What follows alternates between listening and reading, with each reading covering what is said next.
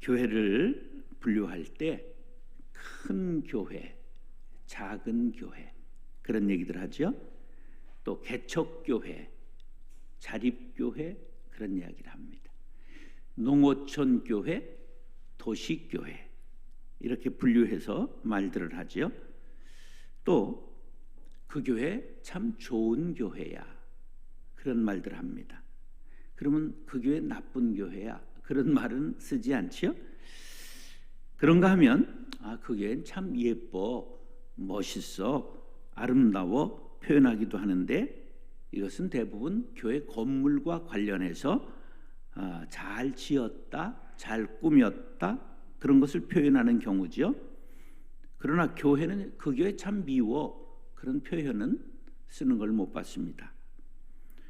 자, 이렇게 앞에서 말한 교회를 분류한 것은 현상적인 표현일 뿐 신학적인 표현은 아닙니다. 신학적으로 교회를 말할 때 여러 가지 표현이 있는데 가장 중요한 것이 뭐냐 하면 보이는 교회, 보이지 않는 교회 그렇게 말합니다. 한번 따라하시죠. 보이는 교회, 보이지 않는 교회. 그럼 보이는 교회가 뭘까?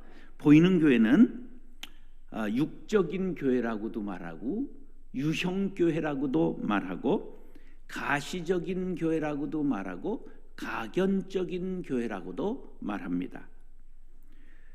보이는 교회란 같은 신앙을 고백한 눈에 보이는 성도들의 공동체로서 조직과 제도를 갖추어 생활하고 봉사하고 전도하여 하늘나라를 확장하고 성도를 온전케 하기 위해 이루어진 눈에 보이는 교회를 말합니다.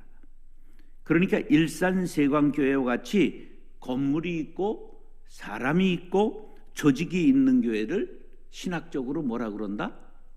보이는 교회라 그렇게 말합니다. 그러면 보이는 교회 속에는 구원받은 사람들만 있을까요? 아니면 좀 날탱이들도 있을까요? 예, 세광교회는 안 그렇지만 다른 데는 날탱이들도 더러 있다고 그래요. 자, 외형적으로 보아 경건의 모양은 있으나 경건의 능력은 없는 거짓 신자들도 포함될 수 있는 것이 보이는 교회입니다. 자, 그러면 보이지 않는 교회는 무엇일까요? 보이지 않는 교회는 영적인 교회, 불가시적인 교회, 불가견적인 교회라고도 말합니다. 하나님의 부르심을 받아 예수 그리스도를 구주로 영접하고 죄사함 받아 성령으로 거듭난 심령에 세워진 교회를 말합니다. 땅에 세워졌어요? 심령에 세워졌어요? 심령에 세워진 교회. 한마디로 말해 마음속에 세워진 교회를 말합니다. 자, 이상에서 말한 것을 생각해 보면 교회라는 뜻 속에 우리가 보통 생각하고 있는 교회라고 불러왔던 건물의 개념이 신학적으로는 담겨 있지 않다는 것을 알 수가 있습니다. 교회는 건물이 아니고 교회 성도들이 모여 예배드리는 장소입니다. 그래서 이것을 지금 교회라고 말해요? 예배당이라고 말해요? 예배당이라고 그래야 이게 맞는 말이에요. 세광교회 이게 예배당입니다. 예. 자, 교회를 헬라어로 에클레시아 그렇게 말합니다. 에클레시아는 뭐냐면 에크, 밖으로 그런 뜻이에요. 그래서 밖으로 불러낸 물이 그게 에클레시아예요. 교회의 원뜻이 뭐라고요? 밖으로 불러낸 물이. 그럼 아는 뭘 뜻할까요? 죄악 세상을 뜻하는 거예요. 죄악 세상에서 불러낸 무리가 교회예요. 교회는 역사상 어디에서 최초로 시작됐을까요? 마가 다락방에서 시작됐어요. 그리고 예루살렘 교회, 안디옥 교회를 필두로 전 세계의 교회가 퍼지게 된 것입니다. 그러면 마가 다락방 이전에 구약에는 교회가 없었는가? 엄격하게 말해서는 없었습니다. 그러나 교회의 원형은 찾아볼 수가 있습니다. 교회의 그림자가 있었다, 그런 말인데요. 이것은 신학자들은 먼저 노아의 방주를 듭니다. 노아의 방주가 교회의 원형이었습니다. 교회의 사명이 죽은 영혼을 구원하는 것인데, 노아의 방주는 노아와 그의 가족들 8명을 구원했잖아요.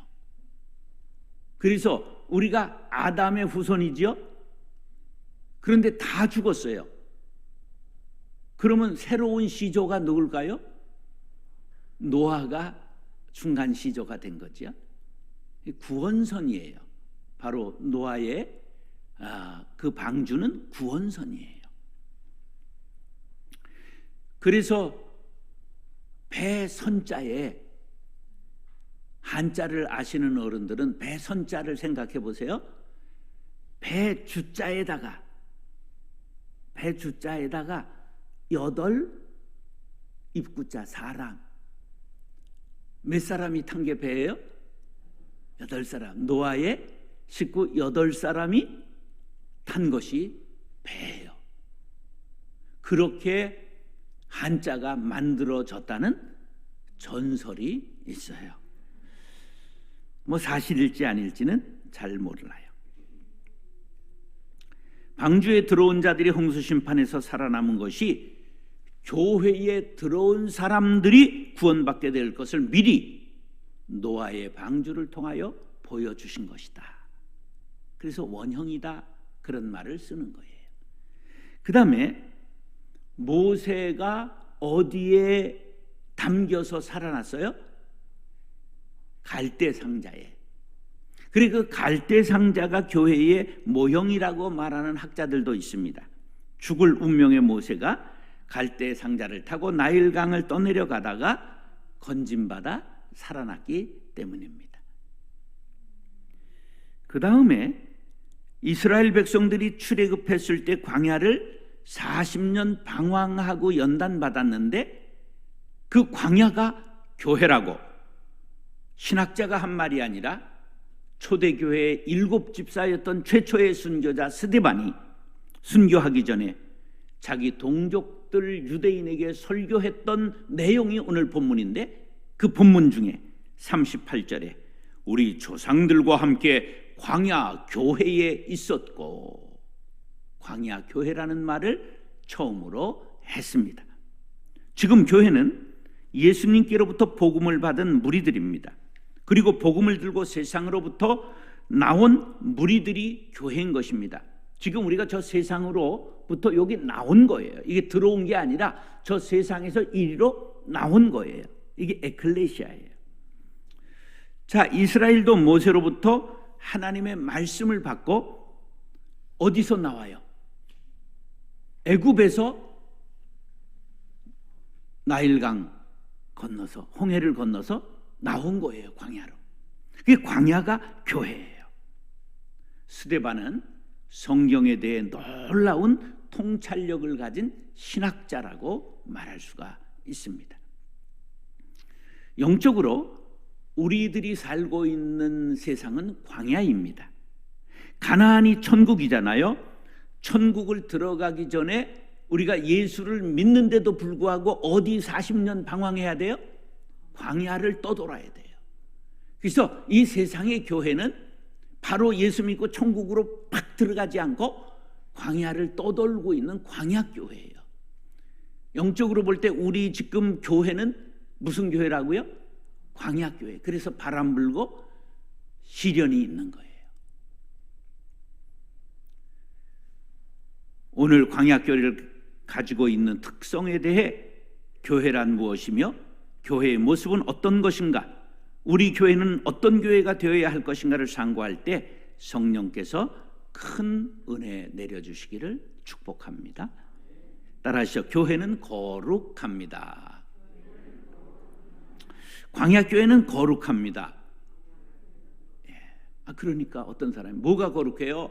교회에서 매일 싸우고 불만하고 불평하고 시기하고 다툼하고 질투하고 더러운 모습뿐인데요. 이렇게 반문할 수가 있어요. 그런데 교회는 거룩합니다. 원리상 거룩합니다. 그래서 교회에 네 가지 특성이 있어요. 하나의 교회, 통일성을 말하고, 거룩한 교회, 거룩성을 말하고, 보편적 교회, 우주성을 말하고, 사도적 교회, 사도성을 말합니다. 약간의 설명이 필요하죠. 하나의 교회란 에베소서 4장 4절로 6절에 오늘 우리가 성식 교독했잖아요. 그때 한 거 생각나세요? 몸도 하나요, 성령도 하나요, 주도 하나요, 믿음도 하나요, 세례도 하나요, 하나님도 하나이시라. 그래서 모든 세대, 모든 나라의 교회는 본질적으로 하나다. 그래, 하나의 교회, 통일성을 뜻하는 거예요. 그 다음에 거룩한 교회란, 교회는 그리스도의 구속으로 인하여 의롭다함을 입은 사람들의 모임이기 때문에 거룩한 교회라고 하는 것입니다. 뭐를 입었기 때문에? 예수님의 보배로운 피를 덧입었기 때문에 우리가 거룩한 거예요. 본성이 아직 바뀌진 않았어요.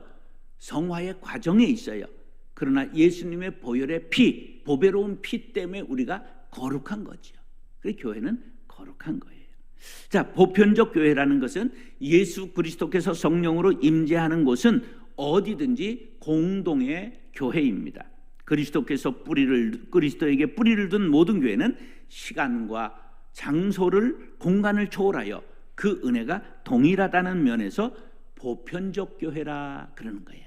캐톨릭이라는 말이 뭘까요?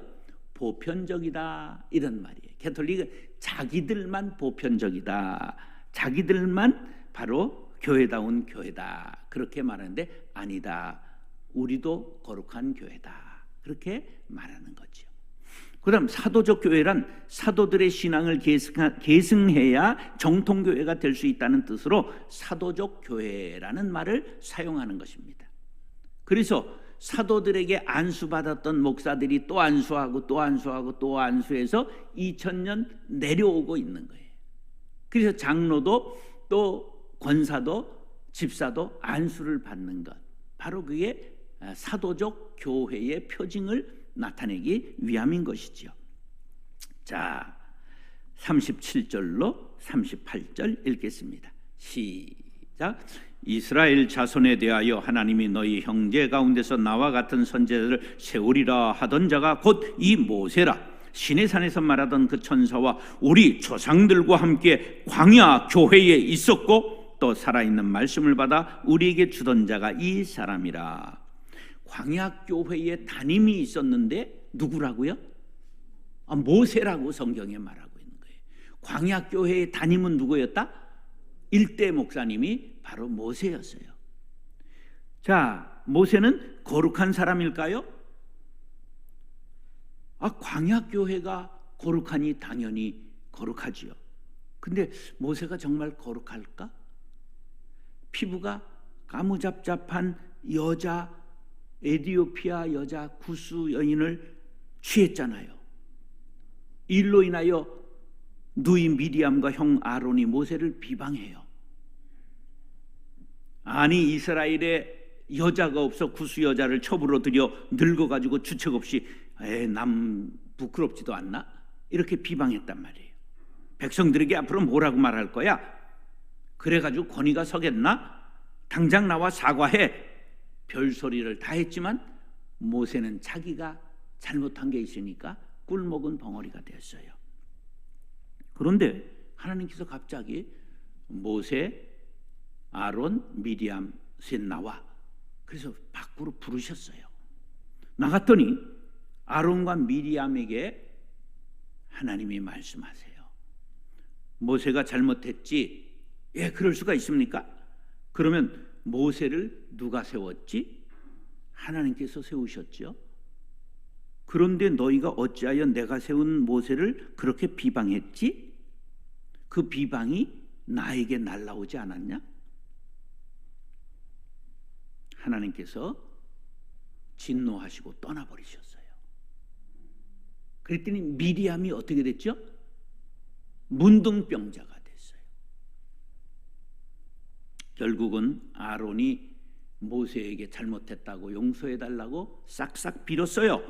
모세가 하나님 앞에 간구해서 미리암의 문둥병이 고침받았습니다. 이 사건을 통해 생각해 보세요. 모세가 잘했어요? 잘못했어요? 잘못했지. 거룩해요? 거룩하지 않아요? 거룩하지 못하지요? 그런데 왜 거룩하다고 말해요? 집이들이 얘기를 해봐요. 왜 거룩하다고 말해요? 하나님이 세우셨기 때문에. 앞으로 새 목사님 오시면 여러분들이 설교가 달다 쓰다 싱겁다 짜다 말하면 돼요? 안 돼요? 인물이 전만 못하네 이런 말 하면 돼요? 안 돼요? 누가 세우셨기 때문에? 알았으면 이제 알아서 하세요. 문둥병 안 걸리려면. 교회는, 목사는 거룩하고 그렇지 못해요. 그러나 원리상 거룩한 거예요. 왜? 하나님이 계시고 하나님이 세우셨기 때문에. 할렐루야. 자, 본문 37절에 하나님이 세우리라 하던 자가 곧 이 모세라. 하나님께서 세우셨기 때문에 거룩하다는 거예요. 교회를 엄숙하게 잘 짓고 화강암으로 짓고 분위기가 경건해서 교회가 거룩한 게 아니고 하나님께서 함께 하시기 때문에 교회는 거룩한 것임을 깨달으셨으면 아멘. 더 부연해서 말씀드릴 것은 이스라엘이 죽지 않고 출애굽하고 광야교회를 이룰 수 있었던 것은 어린 양의 피 때문입니다. 10번째 장자의 재앙이 애굽을 때릴 때 양의 피를 문설주에 바른 이스라엘의 집을 죽음의 사자가 넘어갔어요. 패스오버, 지나갔다, 넘어갔다는 뜻이에요. 유월절, 넘을 유, 넘을 월, 넘어간 절기, 죽음이 넘어간 절기가 유월절이에요. 교회는 그리스도의 피로 구속함을 받아 의롭다함을 힘입은 성도들의 공동체입니다. 그러므로 원리적으로 목욕을 1년 안 한 사람이 있어도 원리적으로 교회는 거룩한 것이고 성도는 거룩한 것입니다. 사도행전 20장 28절 시작. 여러분은 자기를 위하여 또는 온 양떼를 위하여 삼가라. 성령이 그들 가운데 여러분을 감독자로 삼고 하나님이 자기 피로 사신 교회를 보살피게 하셨느니라. 교회는 누가 사셨어요? 하나님이 자기 피, 예수님의 피를 주고 사신 것이에요. 그 안에 인간의 모습은 완전히 죽지 않고 살아있지만 하나님은 예수의 거룩한 피를 보시기 때문에 거룩하다 할 수 있는 것입니다. 교회는 하나님이 자기 피로 사신 교회이기 때문에 거룩하다는 것을 잊지 마시기 바랍니다. 사랑하는 형제 자매 여러분, 교회는 거룩하다는 것을 기억하시고 건물이, 장식이 화려하고 엄숙해서가 아니라 거룩하신 하나님께서 세우셨고 거룩하신 예수님의 보혈로 씻음받은 성도들이 모여 있기 때문에 교회는 거룩한 것입니다. 거룩한 교회를 거룩하게 지켜나가는 일산 세광교회 성도님들 될 수 있기를 축복합니다.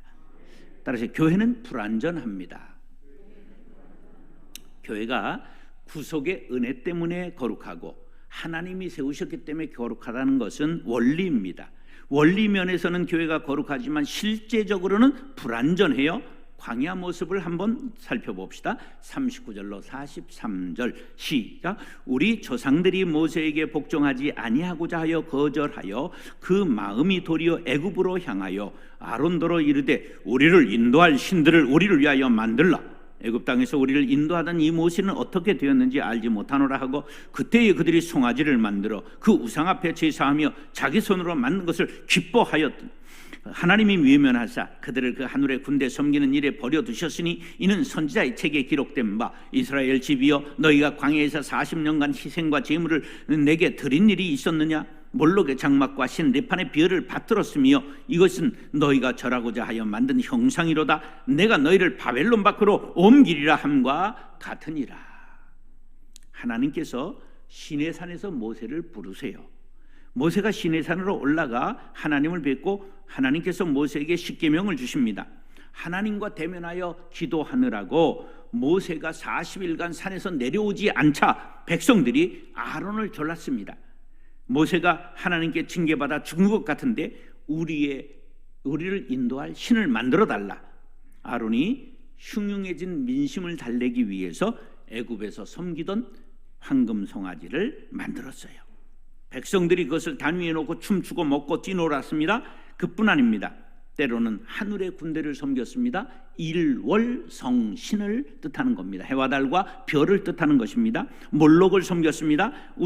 이 우상은 황소머리의 사람 형상으로 된 암몬 족속의 신인데 인신제사, 어린아이를 제물로 드려서 제사했던 아주 흉악한 종교입니다. 레판의 별을 섬겼다 나왔는데 레판은 아수르 사람들이 섬기던 토성을 뜻합니다. 이렇게 별 중에 띠가 이렇게 둘러져 있는 토성이 있죠. 예. 이렇게 광야교회의 교인이었던 이스라엘 백성들은 계속해서 복종치 않고 거절하고 애굽으로 마음이 향하고 우상을 계속 섬겼어요. 이 광야교회의 교인들의 모습이 바로 우리의 모습입니다. 교회는 황금 송아지가 하나님을 대신할 때가 있죠. 돈 없이 교회에 못 가겠다. 그거 황금 송아지가 있기 때문에 그래요. 돈 있는 사람이 교회에서 우대받고 힘을 쓴다면 그건 만몬의 위력이 통용되는 거죠. 교회에서 직분을 임직하면서 헌금하는 문제 때문에 상처받는 이들이 있죠. 비판적으로 볼 땐 매관매직하는 겁니다. 자, 신도시라는 특성상 일산에 300개의 교회가 다닥다닥 붙어 있었습니다. 제가 일산 신도시 회장할 때 부목사님들을 전부 구역을 나누어서 교회 이름을 전부 조사하고 적어와라 그랬더니 320개까지 있었습니다. 제일 많았을 때 신도시에 320개까지 교회가 있었습니다. 지금은 많이 줄었을 거요. 여긴 일산 신도시 안은 아니죠. 이렇게 나온 교회들 이렇게 있고 해서 한 200개쯤 있을 것 같다, 그런 생각을 해요. 이게 좁은 동네가 교회가 타닥타닥 있다 보니까 교회의 불미스러운 소식이 많이 들렸어요. 칠계를 봄에 떼더라, 돈을 마음대로 먹는다더라, 그리고 장로들이 목사를 내쫓았다더라, 교회가 빚에 넘어갔다더라, 천주교에 팔렸다더라, 이단에게 팔았다더라. 교회가 흩어지고 합하고 이합집산하는 것을 보면서 사람들의 마음속에 말할 수 없는 상실감과 깊은 상처를 받아서 교회를 떠나간 사람들도 많이 보았습니다. 이것이 오늘 광야 교회의 자화상입니다. 숨길 필요도 없고 숨길 수도 없습니다. 성도 여러분, 교회의 실제적인 불완전성을 우리 모두 분명히 인식해야 됩니다. 그렇지 못할 때 자신의 신앙생활이나 교회 생활에 있어서 우리가 시험에 드는 경우가 많습니다. 나는 누구 꼴 보기 싫어서 교회 안 나간다, 그런 사람 있어요, 없어요? 있지요. 그건 교회의 불완전성을 인정하지 않기 때문입니다. 전도할 때 이런 말 들어요.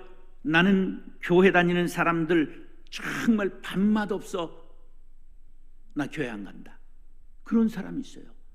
밥맛이 없으면 입맛으로라도 먹어야 삽니다. 이런 분들은 교회는 완전하다는 것을 인정하고 자기의 불완전한 것은 인정하지 않는 거예요.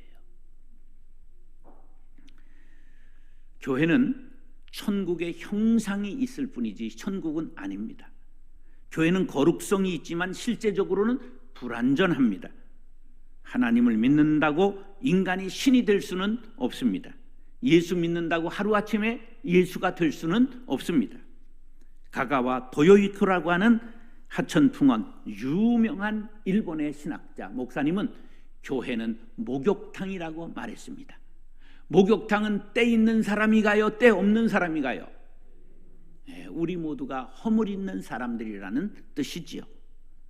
그래서 깨끗이 때를 씻고 죄로 더러워진 심령을 그리스도의 피로 씻는 곳이 교회입니다. 교회는 종합병원이라는 말 들어보셨죠? 환자들이 모이는 것입니다. 우리가 겉으로 다 멀쩡한 것 같아도 한꺼풀 벗기고 보면 전부 상처투성이 아닙니까? 그래서 그 상처를 전부 까게 해가지고 성공한 교회가 바로 양양양양 되시는 김양재 목사님의 우리들 교회예요. 전부 고백하게 해가지고 마약 목장 있는 거 아세요? 마약했던 사람들만 모아놓은 마약 목장. 바람 목장 있는 거 아세요? 바람 폈던 사람들만 모여요. 태풍 목장 있는 거 아세요? 여러 번 바람 폈던 놈들 모아놓은 목장을 태풍 목장. 근데 그게 다 고백을 했기 때문에 교회가 천국 되는 거예요. 여러분, 교회에서 옷을 껴입지 마시고 서로를 고백하고 허물을 덮어주고 사랑하는 교회 될 수 있기를 간절히 바랍니다. 마태복음 13장 28절로 29절 시작. 주인이 이르되 원수가 이렇게 하였구나. 종들이 말하되 그러면 우리가 가서 이것을 뽑기를 원하시나이까? 주인이 이르되 가만두라. 가라지를 뽑다가 곡식까지 뽑을까 염려하노라. 예수님의 관심은 가라지에 있었을까요? 곡식에 있었을까요? 곡식에 알곡에 있었단 말이에요. 가라지 뽑다가 피 뽑다가 벼까지 뽑으면 안 된다. 내버려 두면 나중에 추수할 때 알게 된다. 그런 거예요. 한경직 목사님이 한국 기독교를 대표한 성자 같은 목사님이시죠.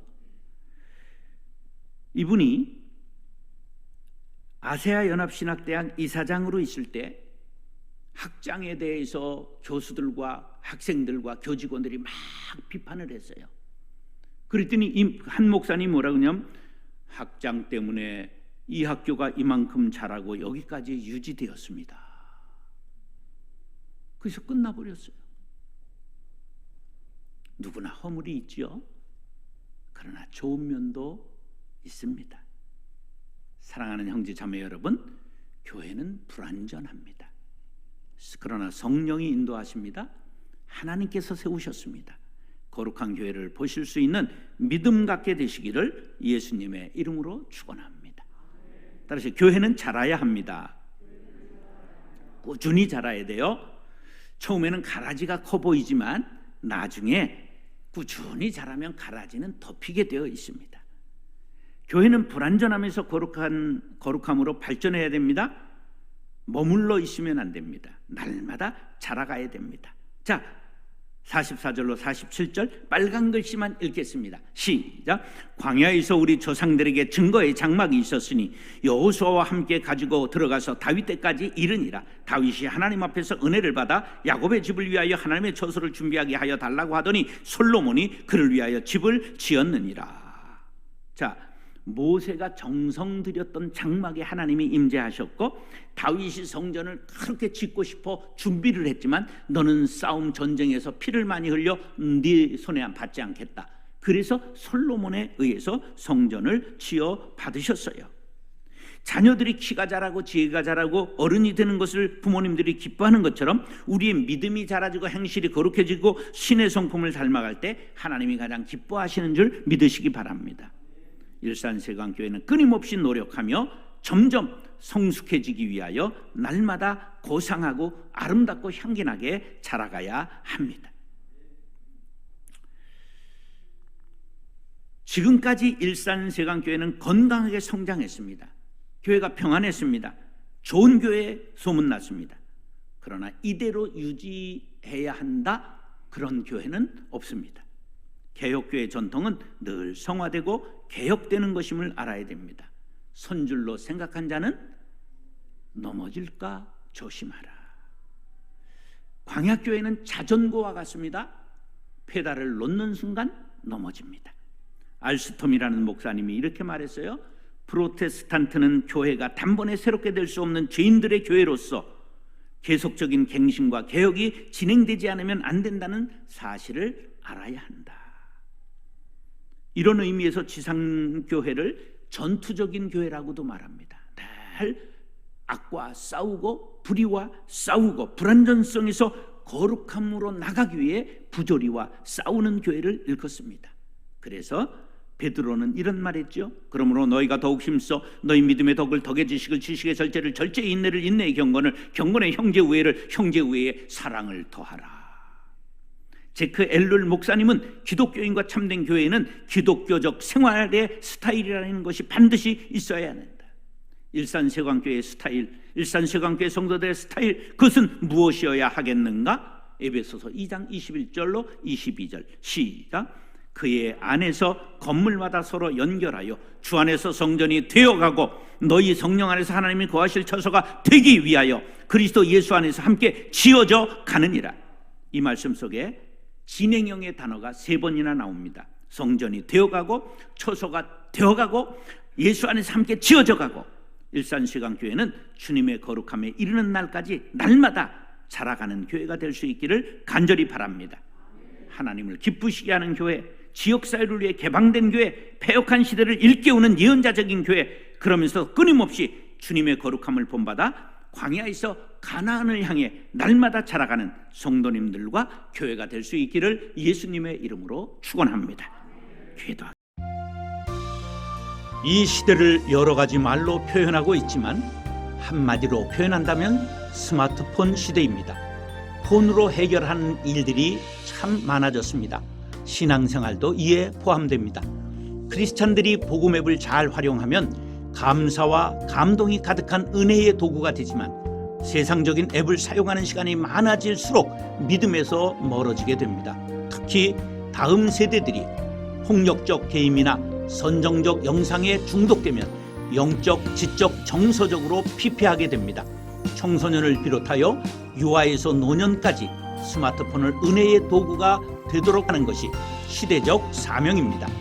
크로스로드 복음앱 운동에서 이 사명을 감당하기 위해 복음앱 플랫폼 감바구니를 개발하여 소개합니다. 감바구니에는 자체 개발한 복음앱과 성경 찬송, 묵상 연구, CCM, 미디어, 어린이, 교회 자료, 자녀 보호 등의 카테고리로 묶은 50여 종의 추천 복음앱이 담겨 있습니다. 각자의 신앙생활에 필요한 복음앱을 선택하여 항상 활용한다면 스마트폰은 은혜의 도구가 되어 경건한 신앙인이 될 수 있도록 인도할 것입니다. 자체 개발 복음앱으로 하루 한 절씩 성경을 암송할 수 있는 라크마 365, 모든 성도들에게 말씀이 생명이 되게 하는 유익한 복음 앱입니다.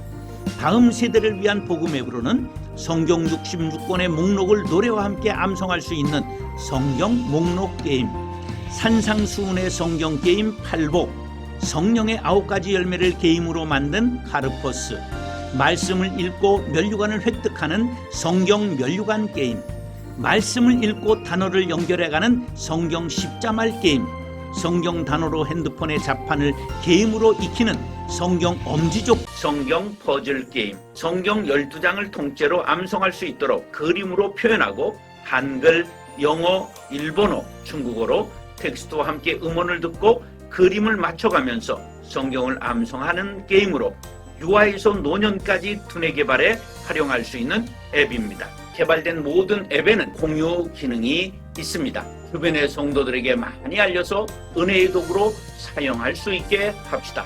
복음앱 운동에서는 계속해서 유아에서 노년까지 신앙생활에 유익한 복음앱을 개발하여 보급할 것입니다. 성도 여러분들의 동참을 바랍니다.